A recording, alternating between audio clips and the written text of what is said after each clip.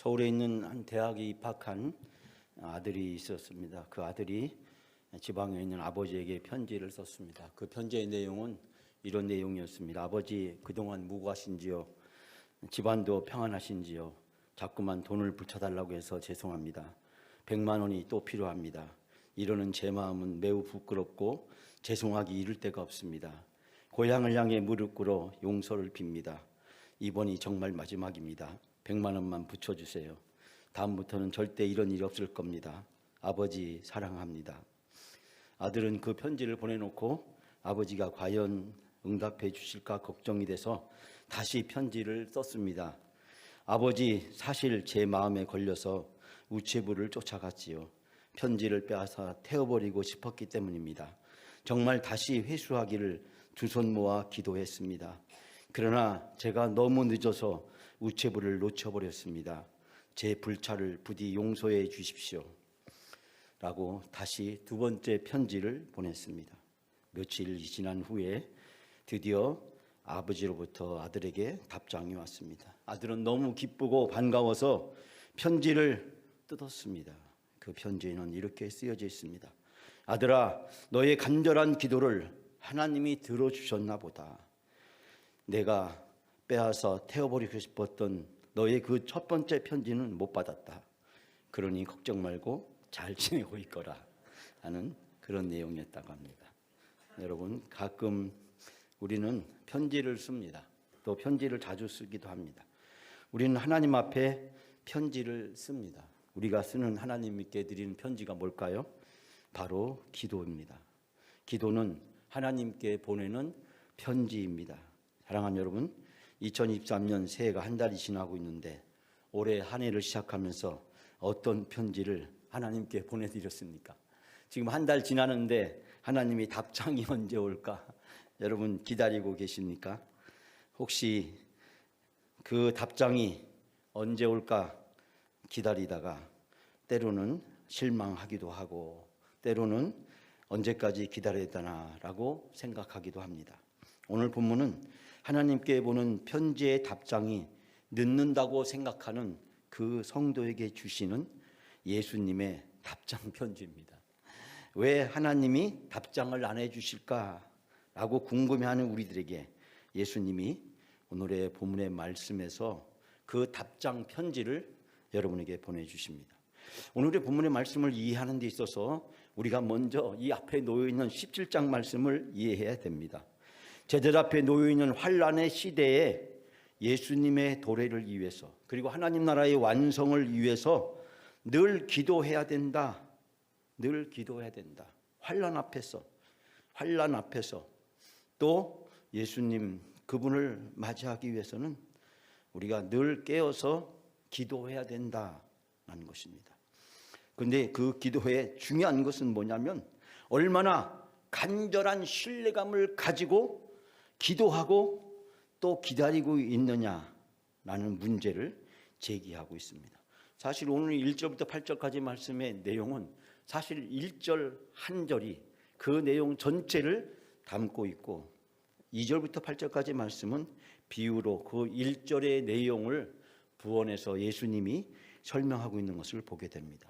저는 오늘 주신 말씀을 통해서 세 가지 은혜를 짧게 함께 나누기를 원합니다. 첫 번째는 기도자에게는 포기나 중단이 없다는 말씀입니다. 기도자에게는 포기나 중단이 없습니다.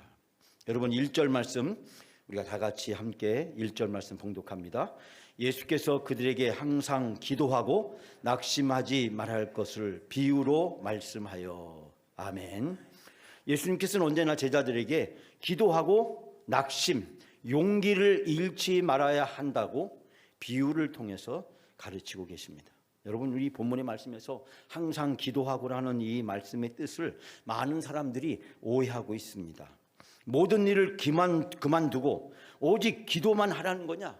기도원에 와서 교회에 와서 아니면 기도실에 들어가서 1년 365일 하루 24시간 하나님께 기도만 하라는 것이냐라고 의문을 던지기도 합니다. 문자적으로 이 말씀의 뜻을 해석하지 못하면 그와 같은 오해를 가질 수도 있습니다. 사도 바울은 우리들에게 쉬지 말고 기도하라고 이야기했습니다. 어떻게 쉬지 않고 기도만 할 수 있나요? 라는 질문을 우리에게 또한 던지기도 합니다. 사랑하는 여러분, 이 말씀의 뜻은 매 순간순간마다 주님의 도움과 인도하심에 자기 자신을 맡기는 순종의 삶, 그 생활이 바로 기도자의 삶이라고 하는 것을 우리에게 가르쳐주고 있습니다.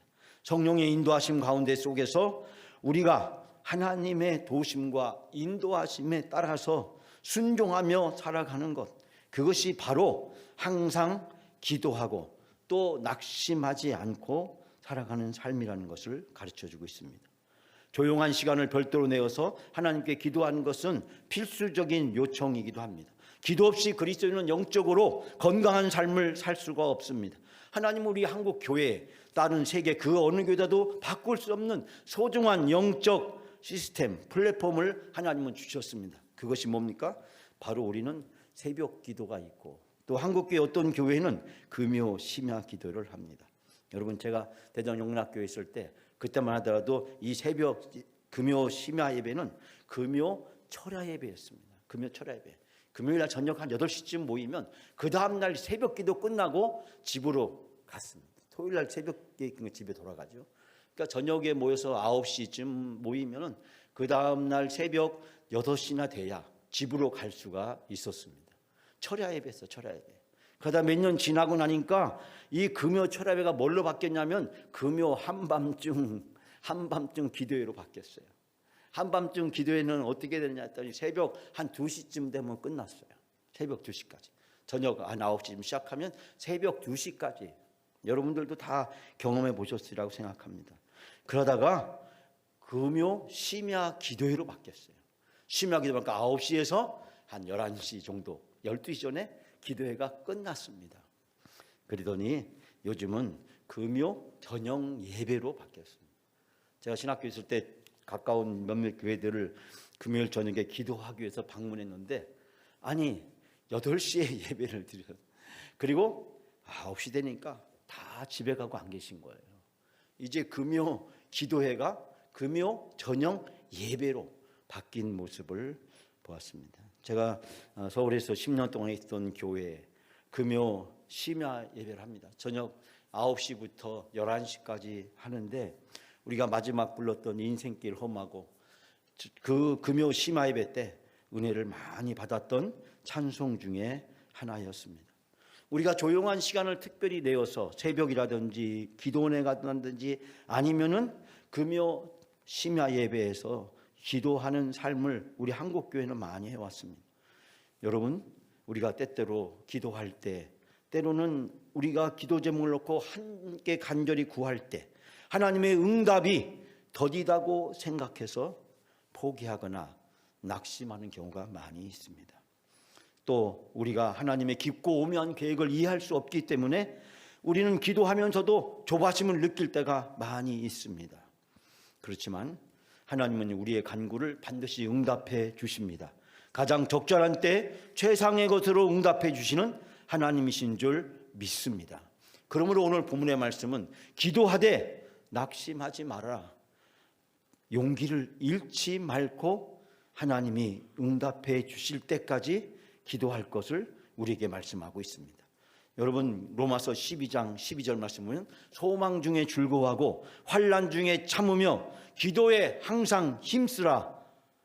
소망 중에 즐거워하라. 소망을 품고 즐거워하라. 하나님이 이루실 것을 기대하라. 하나님이 이루실 것을 기대하라.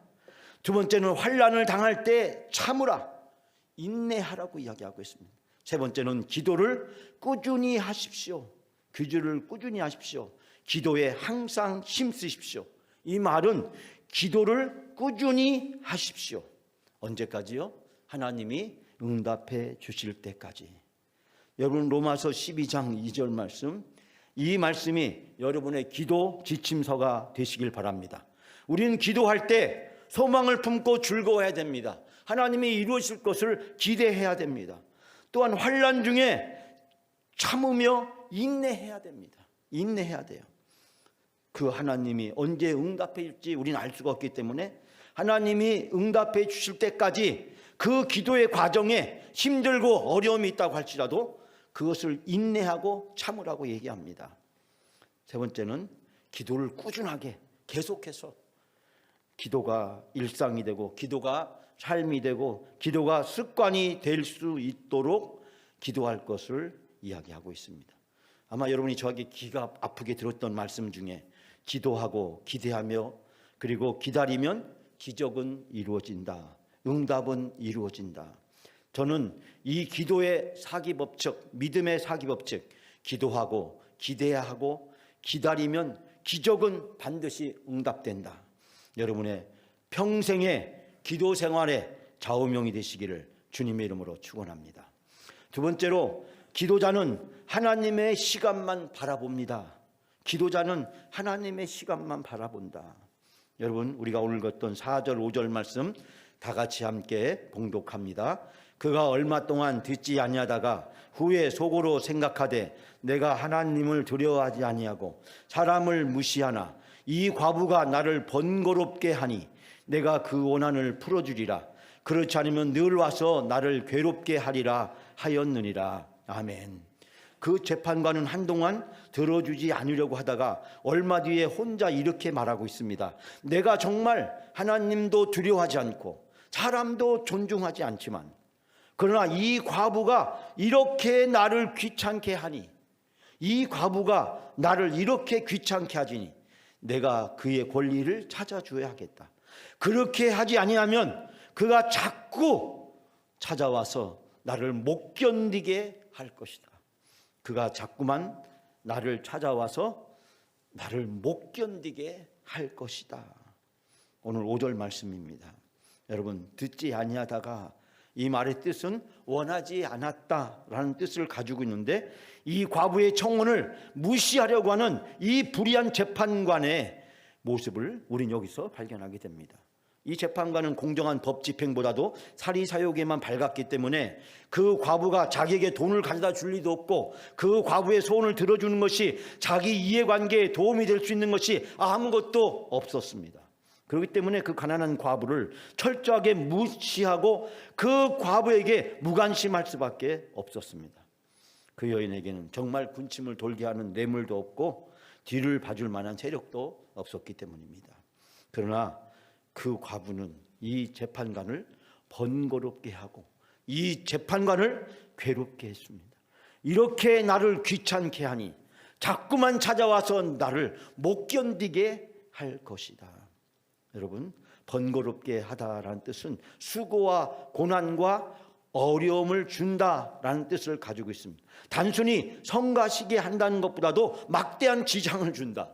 이 과부가 이 여자 여인이 이 재판관에 막대한 지장을 주었다. 막대한 지장을 주었다는 겁니다. 그 일 때문에 다른 정상적인 업무나 자기 일을 전념할 수 없이 타격을 주었다는 것을 이야기하고 있습니다. 끝까지 목적이 달성되까지 이 여인은 포기하지 않고 재판관에게 매달렸습니다. 왜냐하면 재판관밖에 자기를 도와줄 사람이 아무도 없었기 때문입니다. 이 여인의 집요함과 끈질김에 대해서 이 재판관은 고백하기를 괴롭게 하리라 라고 이야기하고 있습니다. 이 괴롭게 한다는 것은 눈밑을 때리다, 눈에 멍이 들게 하다 라는 뜻을 가지고 있습니다. 우리가 얼굴에 먹칠을 당하는 경우, 부끄러움이나 수치를 당하는 경우, 명예를 훼손당하는 경우, 이 여인 때문에 재판관이 자기의 명예가 이제 훼손될 수 있으리라고 이 여인의 필사적인 탄원이 너무나도 성가셔서 주변 사람들에게 자기의 명예가 실추될 것을 두려워했기 때문에, 그리고 정상적인 자기 일을 하기에 이 여인이 너무나도 방해가 되었기 때문에 이 재판관은 이 여인의 청을 들어주었다라는 것이 이 불의한 재판관과 과부 이야기의 비유의 핵심이기도 합니다. 오늘 본문에서 이 여인이 나를 번거롭게 하니 내가 그 원한을 풀어주리라. 그렇지 않으면 늘 와서 나를 괴롭히리라. 여러분, 우리가 기도할 때 포기하지 말고 하나님 앞에 간절히 기도해야 됩니다. 이 여인처럼 끈질기게 하나님이 들어주시고 응답해 줄 때까지 포기하지 말고 인내하면서 기도해야 한다는 것을 가르쳐주고 있습니다. 기도의 응답은 하나님의 시간이라고 제가 말씀드렸습니다. 여러분, 기도할 때는 우리의 시간입니다. 그러나 기도가 마치고 나면 그 이유는 하나님의 시간이 시작됩니다. 하나님의 타이밍. 우리가 기도하면 하나님의 시간이 시작된다.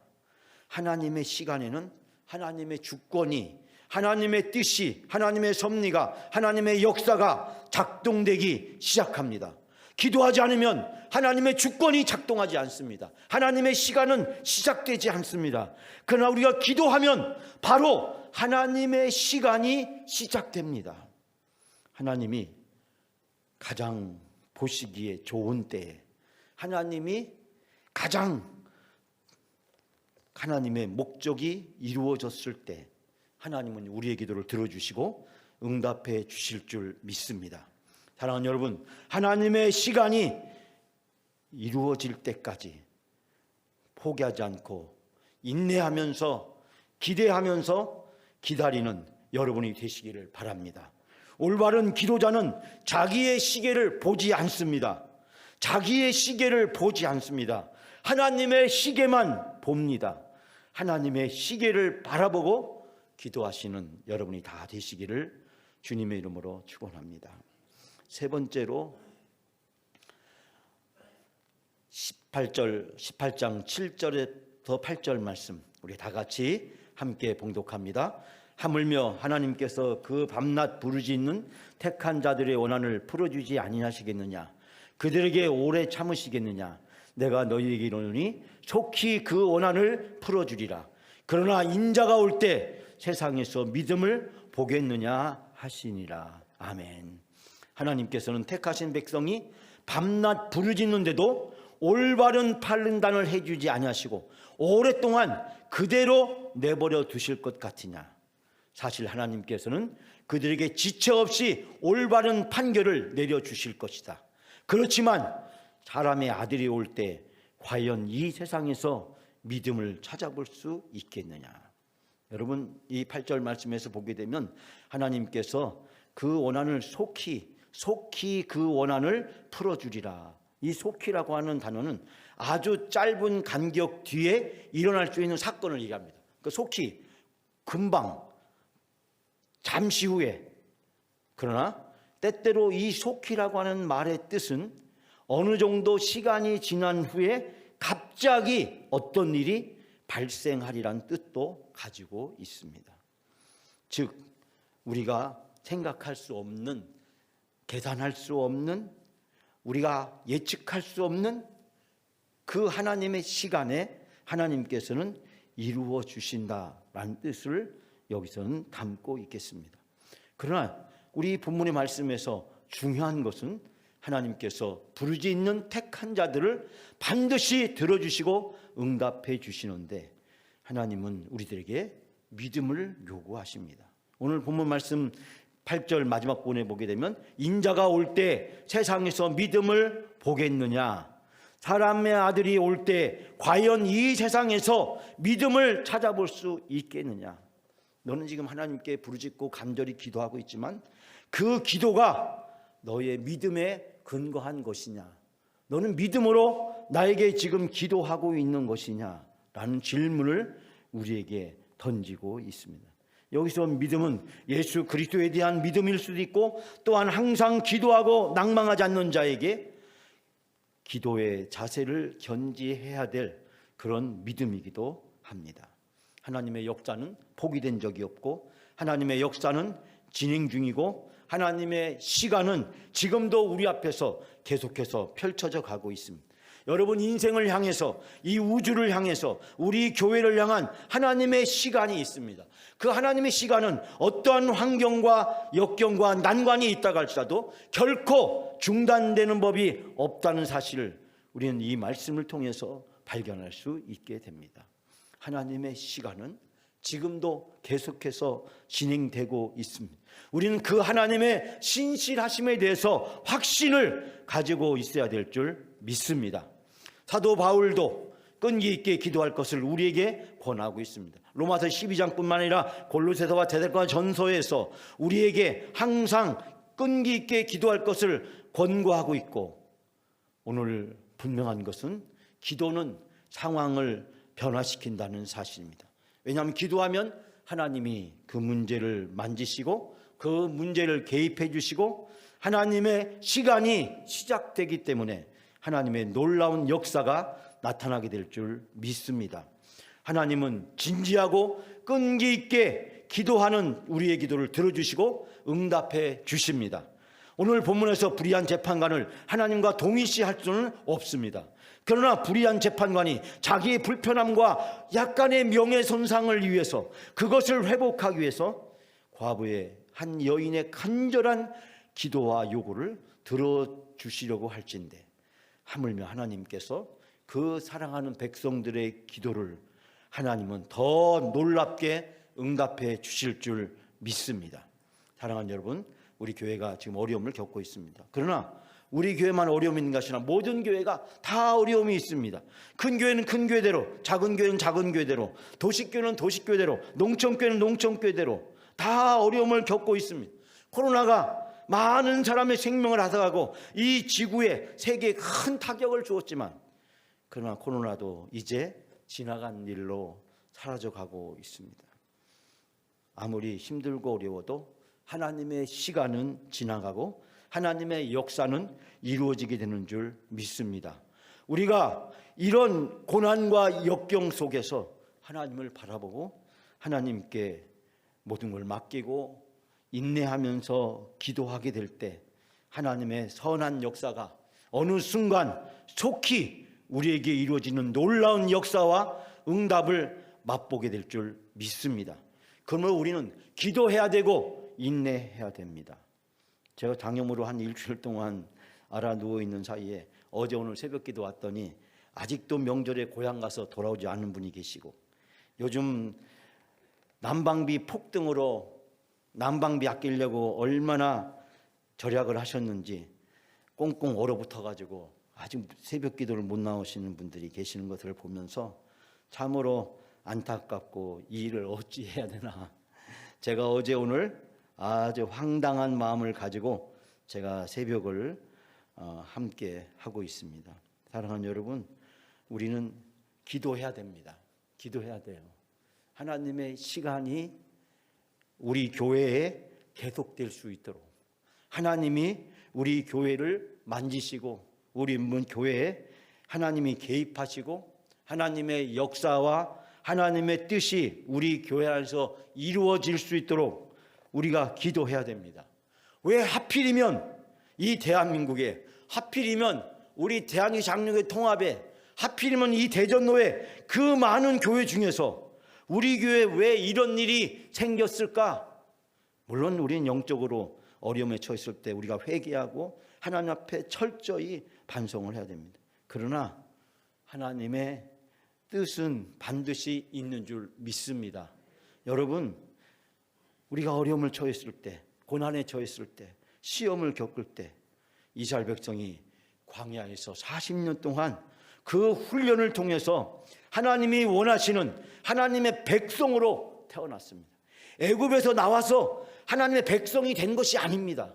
광야에서 40년 동안 하나님의 말씀으로, 성막에서 예배로, 5대사와 7대 절기를 통해서 하나님의 백성으로 훈련받았기 때문에, 광야가 있었기 때문에 사람이 살아갈 수 없는 그 모질고 그 저주받은 땅, 광야가 있었기 때문에, 그 광야에서 그들의 불신앙 때문이었지만, 그러나 그들이 훈련을 받았기 때문에 가나안 땅에 들어갈 수가 있었습니다. 우리가 살면서 무슨 일이 겪는다고 할지라도, 고난과 역경에 처한다고 할지라도 중요한 것은 하나님께서 우리가 믿음으로 그 문제를 받아들이고 기도함으로 하나님 앞에 나아가고 인내와 순종을 통해서 하나님의 훈련을 받아들이게 될 때 하나님은 그 모든 것을 감당할 수 있는 믿음도 주시고 은혜도 주시고 능력도 우리에게 부어주시는 줄 믿습니다. 이스라엘 백성이 가나안 땅에 들어가게 되었을 때 마지막 신명기 1장에 나오는 모세의 고별 설교를 통해서 모세는 지난 날을 회고하면서 이렇게 설교합니다. 하나님이 우리를 안아서 이곳까지 인도해 주셨다. 하나님이 우리를 이곳까지 보호해 주셨고 지켜주셨고 함께해 주셨고 우리가 가야 될 길을 하나님이 늘 예비해 주셨고 먼저 가서 하나님이 준비하고 계셨고 그 하나님이 이제 광야를 졸업하고 저 가나안 땅에 들어갈 수 있도록 우리에게 은혜를 베풀어 주셨다라고 온 이스라엘 백성들을 모아놓고 감격적인 고백을 하고 있습니다. 우리 교회가 이 영적 전쟁을 통해서 하나님은 우리가 더 큰 믿음으로 성숙한 신앙으로 훈련되고 하나님 앞에 쓰임받기를 원하시는 줄 믿습니다. 그러면 우리는 하나님을 바라보고 더 열심히 기도해야 됩니다. 새해가 됐다고 해서 끝난 것이 아니고 하나님은 이 모든 일을 통해서 반드시 하나님의 선한 역사가 이루어질 수 있도록 모든 것을 예비해 놓으시고 준비해 놓으신 줄 믿습니다. 그 하나님의 인도하심에 우리가 믿고 하나님께 순종하고 기도하고 기대하면서 나아가면 하나님은 우리 영광교회를 통해서 하나님의 선한 역사를 반드시 이루어 주실 줄 믿습니다. 기도하되 오늘 본문의 말씀처럼 낙심하지 말라고 이야기하고 있습니다. 여러분, 하나님 우리가 더 기도하기를 원하시고 하나님은 우리가 영적으로 더 성숙하기를 원하십니다. 우리는 그날을 위해서 더 하나님께 기도하고 영적 훈련을 통해서 하나님이 하실 일을 사모하고 고대하고 기대하고 있어야 됩니다. 준비 없이 전쟁이 끝나고 나면 우리는 아무것도 할 수 없는 무기력한 존재로 전락해버리고 맙니다. 그러나 고난과 역경을 통해서 훈련되어지고 준비되어 있으면 하나님의 놀라운 역사를 감당할 수 있는 하나님의 사람으로 하나님의 그릇으로 하나님의 교회로 우리 영광교회가 사용될 줄 믿습니다. 우리는 그때까지 하나님만 바라다보고 하나님만 의지하고 하나님께 기도하면서 하나님의 시간에 하나님의 뜻이 이루어질 수 있도록 믿음의 경주를 다하는 여러분이 다 되시기를 주님의 이름으로 축원합니다.